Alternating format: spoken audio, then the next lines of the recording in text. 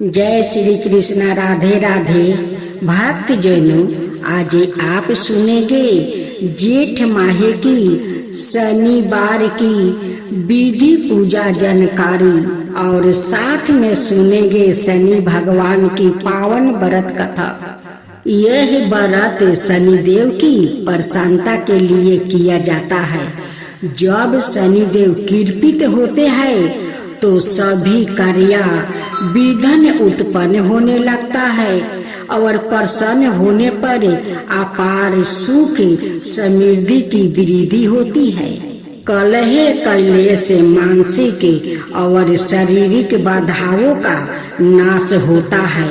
परिजनों के व्यवहार में अनुकूलता आने लगती है। वृद्धि ठीक तरह से काम करने लगती है। इसके अलावा अधूरे काम पूरे होते हैं। बिगड़े काम सहज ही पूर्ण होकर घर में सुख शांति आती है। जो स्त्री पुरुष शनिवार का व्रत पूरे श्रद्धा भक्ति भाव से धारण करते हैं, उनके समस्त पाप नष्ट होकर उन्हें अभिष्ट की प्राप्ति होती है। शनि देव की पूजा अर्चना करने से वो सहज ही प्रसन्न होकर अपने भक्तों की समस्त मनोकामना पूर्ण करते हैं। राहु केतु के प्रकोप से भी उन्हें बचाते हैं। विधि विधान युक्त तो यह व्रत किसी भी मास के शुक्ल पक्ष के प्रथम शनिवार से आरंभ किया जा सकता है, लेकिन किसी मास के तीसरे शनिवार से आरंभ का ज्यादा महात्म्य बताया गया है। इसे 19, 23 या 51 व्रतों को करने का विधान है। व्रत को धारण करने से पहले संकल्प करें कि इस दिन की तिथि, समय, स्थल आदि में मेरे सारे रोग के परिहार के लिए दृष्टि, उदर और पैर में आई हुई शनि की पीड़ा को मिटाने के लिए मैं शनि का पूजन करूंगा। व्रत निर्विघ्न रूप से प्रसन्न होगा। उसके लिए गणपति का पूजन और कलश की आराधना भी करूंगा। व्रत के दिन दैनिक कर्मों से निवृत्त होकर स्नान करके काले रंग के वस्तु या बनियान धारण करें। भगवान शंकर, राहु और केतु के साथ शनि देव की पूजा करने की व्यवस्था करें। शनि देव की प्रसन्नता के लिए यदि निकट कोई शनि मंदिर हो तो वहाँ जरूर जाइए, दर्शन करें। शनि अस्त्रों का पाठ करें और मस्तक पर काले तिलक लगाए। तरह तरह के काली वस्तुओं का दान करें। घर में हनुमान चालीसा का भी पाठ कर सकते हैं। इस व्रत में हनुमान जी महिमा का भी गुणगान कर सकते हैं। यदि घर में शनि देव की प्रतिमा या छाया चित्र रखते हो तो वहाँ हनुमान जी का फोटो जरूर रखें। शनि देव का रंग काला है, इसलिए इनको काली वस्तु जैसे काला तिल, सरसों का तेल, काली मूंग, उड़द, काले पुष्पा, काले वस्तु, लोहा का पात्रा आदि विशेष प्रिय है, अताए उन्हें यह चीजें अर्पित करें। काले तिल के लड्डू और उड़द के आटे के लड्डू का भोग लगाए। इसी दिन पीपल के वृक्ष के तले पूजन करने के बाद तन पर 7 बार सूत लपेट कर 7 बार परिक्रमा करे, फिर 7 बार नमस्कार करे। एक पात्रा में जल लेकर उसमें कुछ काले तिल, 2 लवंग, कुछ पात्रा में चीनी डालकर पीपल के वृक्ष की मूल में पश्चिम की तरफ मुंह करके अर्घ दे। वृक्ष के पास ही तिल का तेल का एक दीपक जलाकर राखे। फलों में केला और भोजन में उड़द की दाल और उससे बने हुए पदार्थ थे। खाए भोजन एक समय और सूर्यास्त के 2 घंटे बाद करे। भोजन के पूर्व कुत्ते को रोटी देने का भी विधान है। अब आप सभी श्रवण करेंगे शनि भगवान की व्रत कथा। तो हम एक साथ बोलते हैं, शनि भगवान की जय, शनि देव की जय। सुनते हैं कथा। शनि देव से संबंधित एक पौराणिक कथा के अनुसार एक समय शनि देव भगवान शंकर के धाम हिमालय पहुंच गए। उन्होंने अपने गुरुदेव भगवान शिव को प्रणाम करे उससे आग्रह किया, हे प्रभु, मैं कल आपकी राशि में आने वाला हूँ, अर्थात मेरी वक्रा दृष्टि आप पर पड़ने वाली है। शनि देव की बात सुनकर भगवान शंकर हक बक रह गया और बोले, हे शनि देव, आप कितने समय तक अपनी वक्रा दृष्टि मुझ पर रखेंगे? शनि देव बोले, हे नाथ, कल 1.25 पहर के लिए आप पर मेरी वक्रा दृष्टि रहेगी। शनि देव की बात सुनकर भगवान शंकर चिंतित हो गया और शनि की वक्रा दृष्टि बचने के लिए उपाय सोचने लगा। शनि की दृष्टि से बचने हेतु अगले दिन भगवान शंकर मृत्यु लोक आए। भगवान शंकर ने शनि देव और उनकी वक्रा दृष्टि से बचने के लिए एक हाथी का रूप धारण कर लिया। भगवान शंकर को हाथी के रूप में 1.25 पहर तक का समय व्यतीत करना पड़ा और शाम होने पर भगवान शंकर ने सोचा कि अब दिन बीत चुका है और शनि देव की दृष्टि का भी उनका पर कोई असर नहीं होगा। इसके उपरांत भगवान शंकर पुनः कैलाश पर्वत लौट आया। भगवान शंकर प्रसन्न मुद्रा में जैसे ही कैलाश पर्वत पर पहुँचे, उन्होंने शनि देव को उनका इंतजार करते पाया। भगवान शंकर को देखकर शनि देव ने हाथ जोड़कर प्रणाम किया। भगवान शंकर मुस्कुराकर शनि देव से बोले, आपकी दृष्टि का मुझ पर कोई असर नहीं हुआ। यह सुनकर शनि देव मुस्कुराए और बोले, मेरी दृष्टि से ना तो देव बच सकते हैं और ना ही दानव, यहाँ तक कि आप भी मेरी दृष्टि से बच नहीं पाए। यह सुनकर भगवान शंकर आश्चर्यचकित रह गया। शनि देव ने कहा, मेरी ही दृष्टि के कारण आपको 1.25 पहर के लिए देव योनि को छोड़कर पशु योनि में जाना पड़ा। इस प्रकार मेरी वरक दृष्टि आप पर पड़ गई और आप इसके पात्र बन गया। शनि देव की अन्याय प्रियता देखकर भगवान शंकर प्रसन्न हो गए और शनि देव को हृदय से लगा लिया। अब दूसरी कथा। एक कथा के अनुसार भगवान श्री गणेश भी शनि देव की नजर से नहीं बच सके और उन्हें भी शनि की वरक दृष्टि का सामना करना पड़ा था। परम बेवात्रा पुराण के अनुसार माता पार्वती ने पुत्र प्राप्ति के लिए पुनक नाम का व्रत था, जिसके फल स्वरूप भगवान विष्णु ने उनके गर्भ से बालक रूप में जन्म लिया। जन्म के पश्चात सभी देवी और देवता शिव पार्वती को बधाई देने और बालक गणेश को आशीर्वाद देने के लिए बारी बारी से उपस्थित हुआ।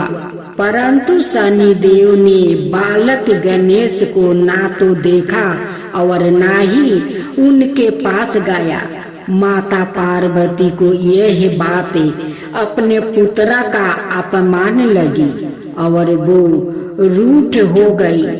दरअसल पार्वती जी को शनि देव की पत्नी द्वारा दिया गया शराप के बारे में पता नहीं था कि उनकी दृष्टि पड़ते ही हानि हो सकती है।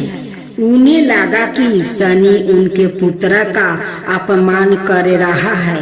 उन्होंने कहा, सूर्या पुत्रा, अपनी गर्दन क्यों झुका रखी है? मेरी और मेरे पुत्र की ओर देखो। तुम मेरे पुत्र को देख क्यों नहीं रहे हो? इस पर शनि देव ने कहा कि माते, मेरा नहीं देखना ही अच्छा है, क्योंकि सभी प्राणी अपनी अपनी करनी का फल भोगते हैं। मैं भी अपनी करनी का फल भोग रहा हूँ। ऐसा कहकर शनि देव अपने शराप के बारे में बताते हैं। तब माता पार्वती ने कहा कि सब कुछ ठीक होगा, तुम्हारे देखने पर कुछ अमंगल नहीं होगा, क्योंकि यह मेरा पुत्र है और इसे सभी देवताओं ने आशीर्वाद दिया है।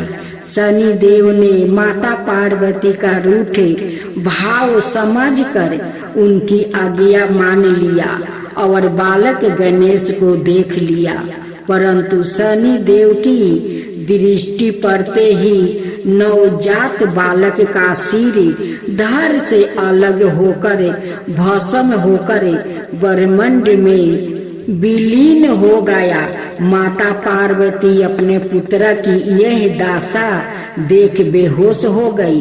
तब माता पार्वती को इस आघात से बाहर निकलने और उनके क्रोध से बचने के लिए तत्काल ही भगवान विष्णु अपने वाहन गरुड़ पर सवार होकर उत्तर दिशा में स्थित पुष्पा भारदा नदी के तट पर गया। वहाँ उन्होंने एक हथनी को देखा जो अपने बालक की ओर पीठ किए बैठी थी। इस संबंध यह भी कहा जाता है कि वहाँ उन्होंने देखा कि एक हथनी अपने नवजात शिशु को लेकर उत्तर दिशा में सिर करके वो सो रही थी। विष्णु भगवान ने शीघ्र ही सुदर्शन चक्र से नवजात गज शिशु का मस्तक काट लिया और वो उसे लेकर शिव लोक पहुंच गया और माता पार्वती के बालक के धड़ पर लगाकर उसके प्राण वापस किया। बाद में जब माता पार्वती को होश आया तो उन्होंने शनि देव को श्राप दे दिया, परंतु सभी देवताओं ने शनि का पक्ष लेकर कहा कि इसमें उनकी गलती नहीं है। आपको तो उन्होंने सारी बात बता ही दिया था कि वो आपके बालक को क्यों नहीं देख रहा है, किंतु आपकी जिद पूरी करने हेतु ही शनि देव ने आपके पुत्र को देखा। इसमें इनका कोई कसूर नहीं है। तब माता पार्वती ने शनि देव को क्षमा कर दिया और श्राप को एक पैर की विकलाता के रूप में परिवर्तित कर दिया। इस तरह भगवान शिव और गणेश दोनों ही शनि देव की नजर से बच नहीं पाए थे। भक्त जनों, शनिवार की शाम को 2 में से 1 काम जरूर करना चाहिए, कभी धन की कमी नहीं रहेगी। शनिवार का दिन भगवान शनि देव, भैरवनाथ और अन्य कोई देवी और देवताओं का दिन होता है। यदि आप अतिरिक्त तंगी से परेशान है और चाहते हैं कर्ज से मुक्ति हो तो शनिवार की शाम को 2 में से एक उपाय जरूर करें। आप चाहे तो दोनों ही उपाय कर सकते हैं।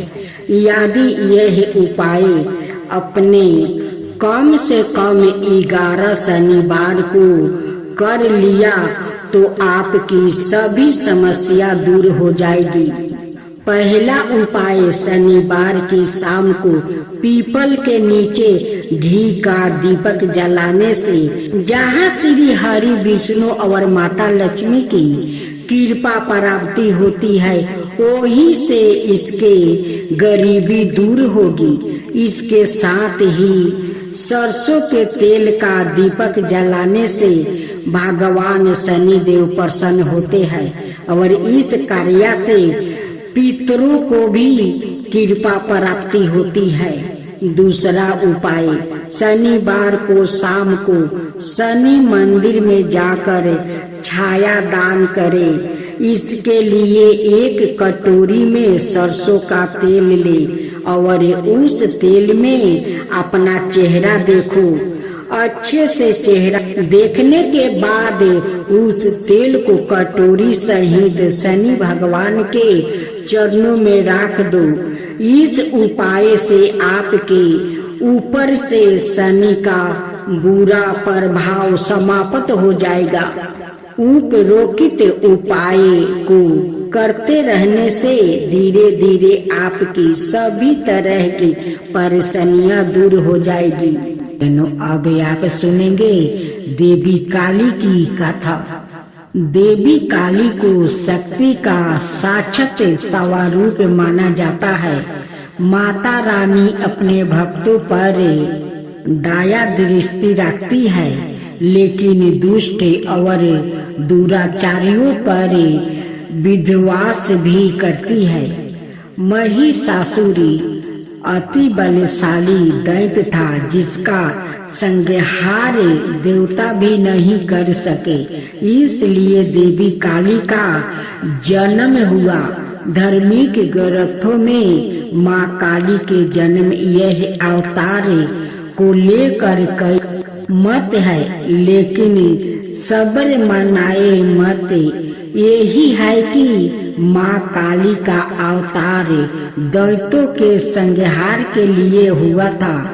नवरात्रि में हम नव दुर्गा यानी माँ दुर्गा के 9 अवतारों की पूजा करते हैं, लेकिन जब दैत्यों के संहार के लिए माँ काली का जन्म हो चुका था तो फिर क्यों माँ दुर्गा को कई अवतार लेने पड़े? आइए जानते हैं इसके बारे में। काली माँ की कहानी छठी सातवीं के देवी महात्म्य के प्रथम अध्याय में काली को महाकाली के रूप में दर्शाया गया है। वो भगवान विष्णु के सोते हुए शरीर से देवी योग निद्रा के रूप में पैदा हुई, ताकि ब्रह्मा और दुनिया को 2 राक्षसों मुद और कदब से बचने के लिए उन्हें जगाया जा सके। एक बार जब विष्णु जागे तो उन्होंने उन राक्षसों के खिलाफ एक लंबा युद्ध शुरू किया, लेकिन वो अभी भी पराजित थे और अपनी सफलता पर गर्व कर रहे थे। यह देखकर महाकाली ने महामाया का रूप धारण किया और दोनों राक्षसों को मंत्रमुग्ध करने के लिए चली गई। जब वो महामाया से विचलित हुए तो विष्णु ने उन्हें तुरंत मार डाला।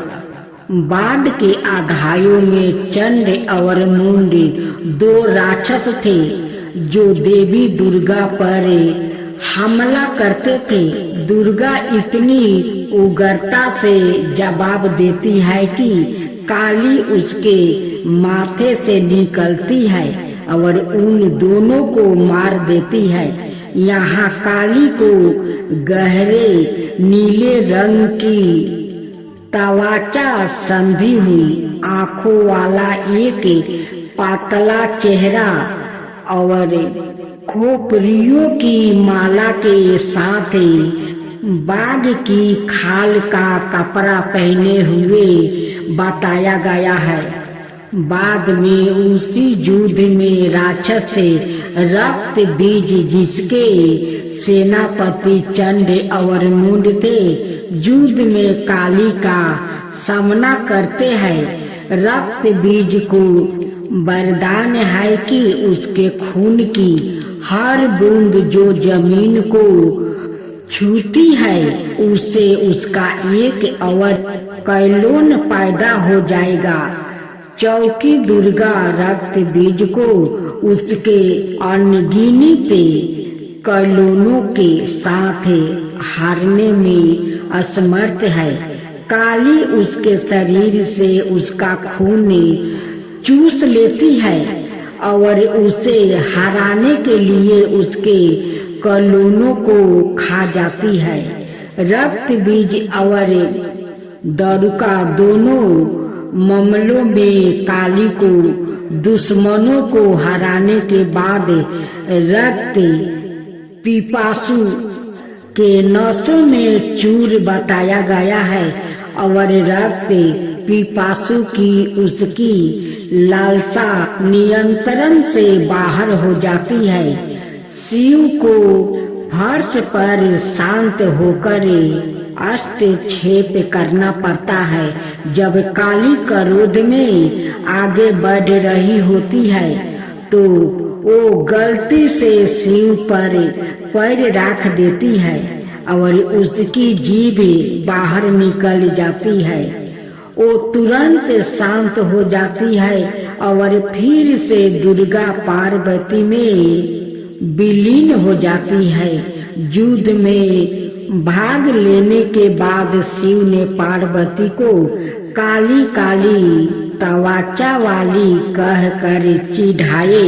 पार्वती बहुत आहत हुई और योग योग तक तपस्या करना शुरू कर दिया जब तक कि उन्होंने अपना काला रंग नहीं खो देती है इसे त्याग नहीं दिया और गौरी सुनहरी तवाचा वाली देवी नहीं बन गई। उसका छिपा हुआ अंधकारमय अवतारण कोशिकी बन जाता है जो क्रोधित होने पर काली बन जाता है। काली पूजा उत्सव देवी काली को समर्पित है और विशेष रूप से पश्चिम बंगाल, उड़िया और असम के भारतीय क्षेत्र में मनाया जाता है।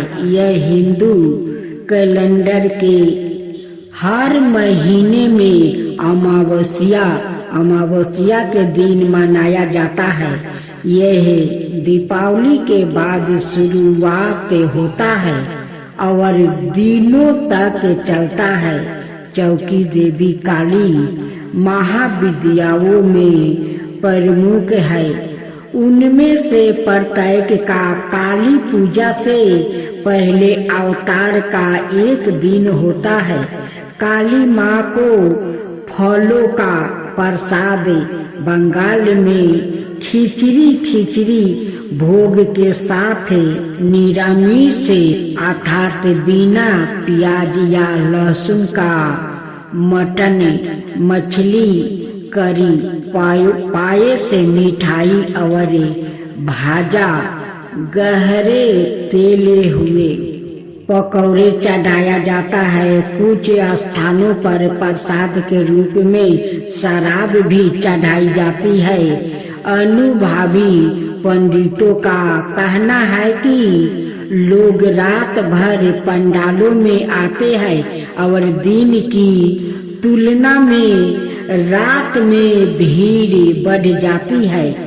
पूजा आश्चर्यजनक रोशनी प्रकाश और धावनी सो काली पूजा से पहले प्रत्येक दिन मनाए जाने वाले महाविद्याओं के अवतार और अंतिम महाविद्या कमलात्मिका के अवतार, जिसे कमलात्मिका जयंती के रूप में मनाया जाता है। दिवाली के दिन पड़ने के कारण उन्हें अक्सर तांत्रिक लक्ष्मी के रूप में माना जाता है। इसके कारण और इस के कारण की लक्ष्मी को विष्णु की पत्नी के रूप में माना जाता है।